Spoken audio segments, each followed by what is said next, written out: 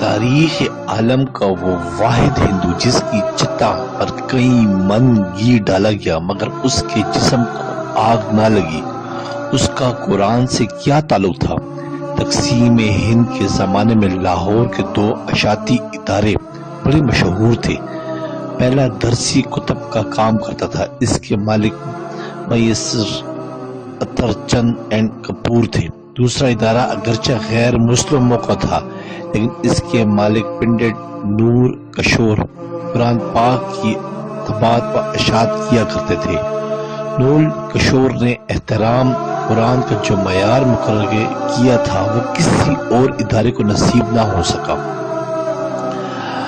نور کشور جی نے پہلے تو پنجاب بھر سے اعلیٰ ساکھ والے حفاظ اکٹھے کیے اور ان کو زیادہ تنخواہوں پر ملازم رکھا۔ احترام قرآن کا یہ عالم تھا کہ جہاں قرآن پاک کی جل بندی ہوتی تھی وہاں کسی شخص کو خود نور کشور جی سمیت جوتوں کے ساتھ داخل ہونے کی اجازت نہیں تھی۔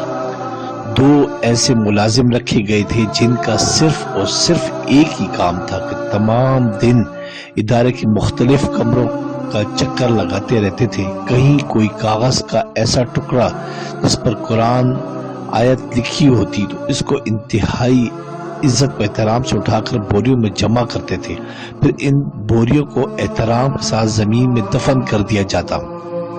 وقت گزرتا رہا اور طباعت و اشاعت کا کام جاری رہا۔ پھر برصغیر کی تقسیم ہوئی اور مسلمان، ہندو اور سکھ نقل مکانی کرنے لگے۔ نور کشور جی بھی لاہور سے سکونت کر کے نئی دلی انڈیا چلے آئے۔ ان کے ادارے نے دلی میں بھی حسب سابق قرآن پاک کی طباعت و اشاعت کا کام شروع کیا۔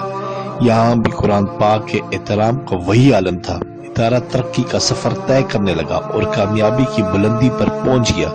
نور کشور جی بوڑھے ہو گئے اور اب گھر پر آرام کرنے لگے، جبکہ ان کے بچوں نے ادارے کا انتظام سنبھال لیا اور ادارے کی روایت کے مطابق قرآن حکیم کے ادب و احترام کا سلسلہ اسی طرح قائم رکھا۔ آخر کار نور کشور جی کا وقت آخر آ گیا اور انتقال کر کے خالق حقیقی سے جا ملے۔ ان کی وفات پر ملک کے طول و عرض سے ان کے احباب ان کے ہاں پہنچے۔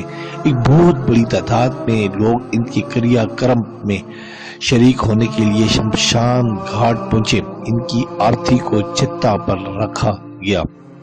چتا پر گھی ڈال کر آگ لگائی جانے لگی تو ایک انتہائی حیرت انگیز واقعہ ہوا۔ نور کشور جی کی چتا آگ نہیں پکڑ رہی تھی۔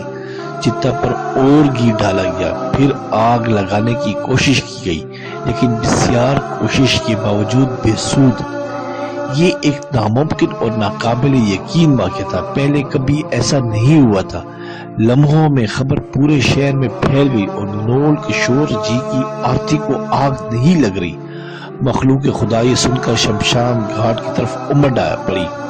لوگ اپنی آنکھوں سے دیکھ رہے تھے اور حیران و پریشان تھے۔ یہ خبر جب جامع مسجد دلی کے امام بخاری تک پہنچی تو وہ بھی شمشان گھاٹ پہنچے۔ نور کشور جی ان کے بہت قریبی دوست تھے، وہ ان کے احترام قرآن کی عادت سے اچھی طرح واقف تھے۔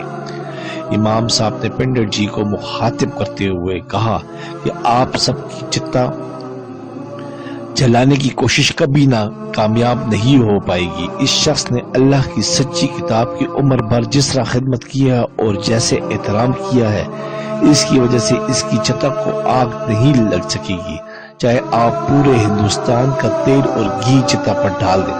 اس لیے بہتر ہے کہ ان کو عزت و احترام سے دفنا دیجیے۔ چنانچہ امام صاحب کی بات پر عمل کرتے ہوئے نور کشور جی کو شمشان گھاٹ میں ہی دفنا دیا گیا۔ یہ تاریخ کا پہلا واقعہ تھا کسی ہندو کی چتا کو آگ نہ لگنے کی وجہ سے شمشان گھاٹ میں ہی دفنا دیا گیا تھا۔ سبحان اللہ۔ سبسکرائب کریں، لائک کریں اور بیل آئیکن پہ کلک کریں تاکہ آپ کو اس طرح ہی پیاری اچھی اسلامی ویڈیو ملتی رہے۔